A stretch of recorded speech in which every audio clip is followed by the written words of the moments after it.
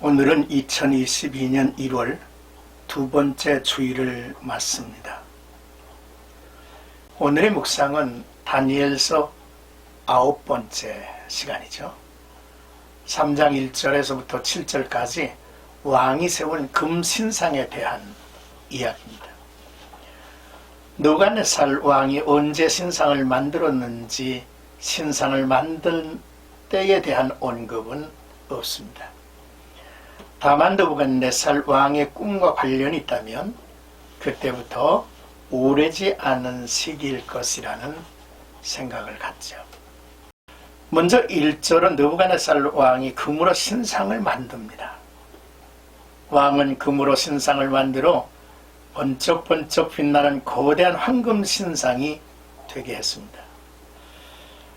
아마도 그 당시 고대의 전통 방식대로라면 주조된 신상에 금을 입혔을 것입니다. 지금의 계산 방식으로는 상당한 오차가 있을 것이나 고대 단위의 수치로 신상의 규모는 높이가 27m이고 너비는 2.7m로 추정이 됩니다. 그리고 신상을 세운 곳은 두라 평지라 했죠. 그것은 사람들의 접근이 쉬운 바벨론 인근 남동쪽에 있는 두라라고 불리는 작은 언덕으로 이제 보이죠. 성경은 우상에 대해서 말씀을 합니다. 신명기 5장 8절 너는 자기를 위하여 새긴 우상을 만들지 말고 위로 하늘에 있는 것이나 아래로 땅에 있는 것이나 땅 및 물속에 있는 것에 어떤 형상도 만들지 말라 했습니다.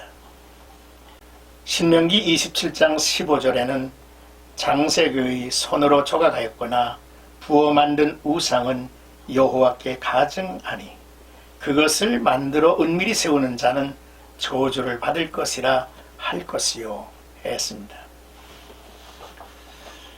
사람은 왜 우상을 만들려고 할까요? 이는 인간의 무지와 교만이 아닐 수 없습니다. 보이지 않는 신에 대한 불확실성 때문에 주목하고 섬길 대상을 눈으로 보는 것을 원해서일 것입니다. 그리고 본질적으로 자신의 신을 두어서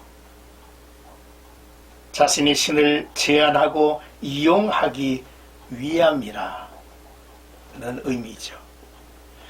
신실한 하나님의 사람은 우상과 멀리 살 것이 분명하죠. 이제 2절에서 3절의 말씀은 느부갓네살 왕이 세운 신상의 낙성식에 참석하도록 명령이 내려졌습니다. 얼마나 지났는지는 모르겠으나 왕은 자기의 꿈을 해석해주는 다니엘 앞에서 하나님께 대한 믿음과 고백을 공개적으로 했습니다. 그랬음에도 그는 자기를 위하여 신상을 만들고 제국 안에 있는 모든 총독, 대신, 지방장관, 재무관, 재판관, 치안판사 등 각 지방의 관리들에게 명령을 내렸습니다. 모든 관리는 그 금신상 제막식에 참석을 하는 것이죠. 이 신상 제막식의 의도는 왕의 절대 권력을 과시하는 것이며 그가 만든 우상을 숭배하게 하여 스스로 신 위에 있다는 것을 드러내려는 의도였을 것입니다. 말세에는 느부갓네살 왕처럼 헛된 신앙을 강요할 자들이 무수히 일어설 것을 미리 알고 경계해야 합니다. 요한에서 2장 18절에 보면 아이들아 지금은 마지막 때라 저 그리스도가 오리라 한 말을 너희가 들은 것과 같이 지금도 많은 적 그리스도가 일어났으니 그러므로 우리가 마지막 때인 줄 아노라 했습니다. 적 그리스도의 출현, 우상 숭배에 대한 이제 사회적 분위기가 또한 권력자의 의도가 힘을 발휘할 것입니다. 끝으로 4절에서 7절까지 금신상에 엎드려 절하라 라고 하는 명령이 내려졌습니다.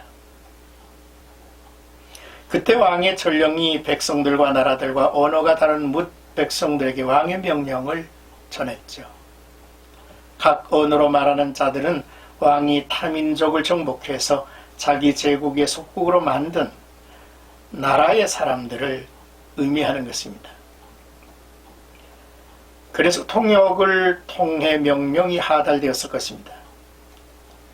그리고 그 명령은 모든 악기 소리를 들을 때에 그 소리에 맞춰 일제히 신상 앞에 절하라는 것입니다. 만약 거절하면 누구든 맹렬히 타는 풀무불에 던져 넣으리라는 엄한 명령도 덧붙입니다. 거기에 모인 모두가 잠시 자기들이 섬기는 신을 접고 금신상에 엎드려 절하도록 연출을 한 거죠. 신실한 성도들은 세상의 모든 사람이 동조해도 진리가 아니면 결코 따라서는 안 됩니다. 사람들은 누구나 주변의 모든 사람이 하는 대로 따라 하는 것을 자연스러운 것, 당연한 것으로 생각합니다. 그러나 참된 하나님의 백성들은 사람들 모두가 이렇게 해야 한다라고 말해도 그것이 하나님의 뜻과 부합되지 않는다면 이를 거부할 수 있어야 한다는 것이죠. 천만인이 거짓을 따르며 거짓 앞에 굴복해도 홀로 참 진리를 분별하며 오직 진리만을 따르는 자, 그가 진정 하나님을 믿는 신실한 성도라 일컬음을 받게 될 것입니다. 사랑하는 생가가족 여러분, 마태복음 6장 24절 말씀을 찾아보시겠습니까? 한 사람이 두 주인을 섬기지 못할 것이니 혹 이를 미워하고 저를 사랑하거나 혹 이를 중히 여기고 저를 경히 여김이라. 너희가 하나님과 재물을 겸하여 섬기지 못하느니라 했습니다. 마태복음 7장 13절에서 15절까지 보시죠. 좁은 문으로 들어가라. 멸망으로 인도하는 문은 크고 그 길이 넓어 그리로 들어가는 자가 많고 생명으로 인도하는 문은 좁고 길이 협착하여 찾는 자가 적음이라. 거짓 선지자들을 삼가라. 양의 옷을 입고 너에게 나오나 속에는 노략질하는 일이니라 라고 했습니다. 우리 스스로를 한번 돌아봐야 합니다. 우리에게 하나님이 가증히 여기시는 우상은 없는지, 하나님 외에 다른 것을 믿고 신뢰하고 의지하는 것, 그것이 우상일 것입니다. 또한 세속의 미혹을 따르는 그러한 어리석은 행동은 우리에게 없는지를 돌아보아야만 합니다. 모든 사람이, 많은 사람이 그리로 향하니까 우리도 그리로 향할 수밖에 없다는 생각을 합니까? 내가 뭐 그리 특별한데 나만 홀로 외로운 길을 갈 필요가 있겠는가? 라는 생각도 가질 수 있을 것입니다. 그러나 이것은 생명에 관한 문제입니다.